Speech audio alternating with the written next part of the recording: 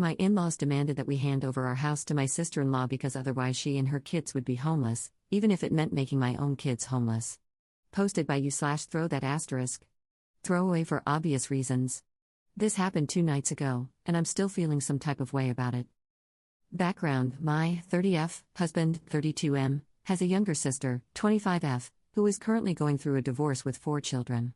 My husband and I also have 4 children. We live on a very quiet country back road in our little town, with his family being the only other residents on the road. Both of his sisters, their families, and his parents all live within walking distance of our house. My husband and I have been married for 7 years and have 4 young children. He bought the land we live on from his parents when he was 18, and when we got married, we built a house on it. We designed our house with a big family in mind and intended for it to be our forever home. Moving or looking elsewhere has never been a consideration. My sister-in-law is struggling, to say the least. She was in a very toxic relationship with her ex, contributing just as much to the toxicity as he did. He filed for divorce, moved out, and left their 4 kids with her. 2 nights ago, my mother-in-law called my husband and asked if we would come over for a chat.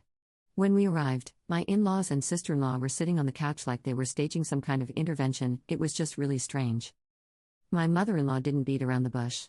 She explained that my sister-in-law's ex was getting the house in the divorce and that she and the kids would be homeless within the month if we didn't give her our home.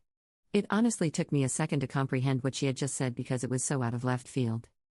My husband didn't need that second. He looked them dead in the eyes and simply said, "No." My in-laws started saying things like, "You guys don't need all that house, you guys can move into one of the new neighborhoods in town, and, you guys can just build a new house." I offered to open up our playroom and guest bedroom to them until they could find somewhere to live. We have air mattresses, and the guest room has a full bath, but apparently, that was not good enough. That's when we got up and left. As we walked out, they began yelling after us, saying we don't care about the children, that family helps family, and that we're being greedy and selfish, etc. Honestly, I'm so proud of how we reacted because my first instinct was to go off and say some hurtful things. Instead, we just went home, to our home. We love my sister-in-law's kids and obviously don't want them to be homeless, but they don't need my house at the expense of my own children and family. I don't see why my sister-in-law's family deserves my home. What about my kids? Now my in-laws are calling and texting, saying we don't care about the kids, that we're selfish and greedy, and that we're making her homeless. Relevant comments. Commenter. Every divorce I am familiar with requires whoever got the house to either sell it or buy out their former partner within a specified period. Unless your sister made 0 contributions to the mortgage or is receiving a payout, she has or will have money to find another place. In the interim, her parents are free to give her their home, and they can move into one of the new neighborhoods in town or just build a new house. Either your sister-in-law has the world's most incompetent attorney, or she has never contributed to her marital assets. Either way, it's not your problem to solve. Ops response. She has never had a job. She was a stay-at-home mom during their marriage, and before that, she was just a stay-at-home daughter, so she definitely didn't contribute.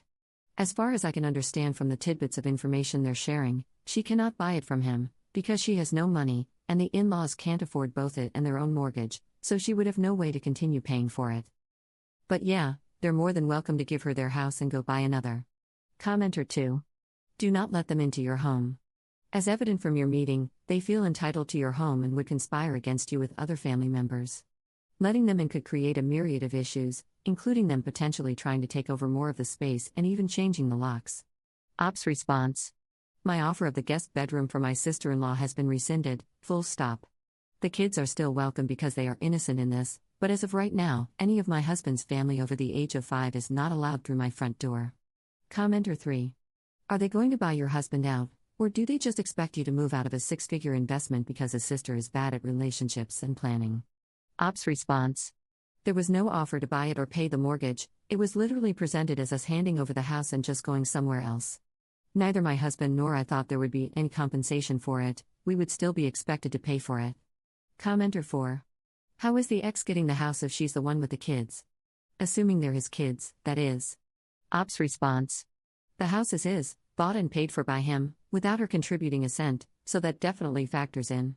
But from my understanding, she can't buy him out because she has no money, and the in-laws can't or won't buy him out either. I'm also understanding that he is paying quite a pretty penny in child support, so I don't think she would get the house paid for by him and child support. She may have had to pick one or the other, and I can say with certainty that she would choose child support money. Update 6 days later. Putting this here because it wouldn't let me update the post body. So, as many of you, and myself, thought, my sister-in-law was lying about a lot. I'm not going to go into too much detail because it's seriously years' worth of lies, but my husband and I call the ex-brother-in-law, and we 100% fully believe everything he told us. He has no reason to lie to us and repeatedly said he just wants what's best for his kids, and is trying his best not to do anything that could possibly harm him in court. She lied about him getting the house, lied about how much she was going to get in child support, and lied about how often she would have her children. Something else that came out is that her oldest child isn't even her ex's. Just so many lies. We feel incredibly stupid, deceived, and disgusted, to be honest. We told my in-laws everything he had said, and they were upset to find out she had been lying, but they kind of doubled down, saying, she must have had a good reason, she's backed into a corner, she's really going through a tough time, and a bunch of other BS. My sister-in-law was called and asked to join us. She, of course, took zero accountability for the lying and sneaking and instead screamed at us about how gross we were for going behind her back to her ex, how she would never trust us again because we betrayed her. She also let us know that she was asking for our house because she truly felt like we had actually built it for her. Our kids' rooms were how she would have designed them herself. She would love to cook in my kitchen. She loves my bathroom layout, basically. Everything about my house is how she would have built it herself, and she thinks I must have somehow known she would need a home in the future. At that point, I was just done, and so was my husband. You can't argue with backcrap crazy. We left to a whole lot of screaming about no longer being family and not expecting to see them again. Honestly, I think never seeing them again is the only way to go from here. It's been a crazy few days since then. We hired a friend of my husband's to put up a privacy fence around our entire property and added extra cameras to our security system.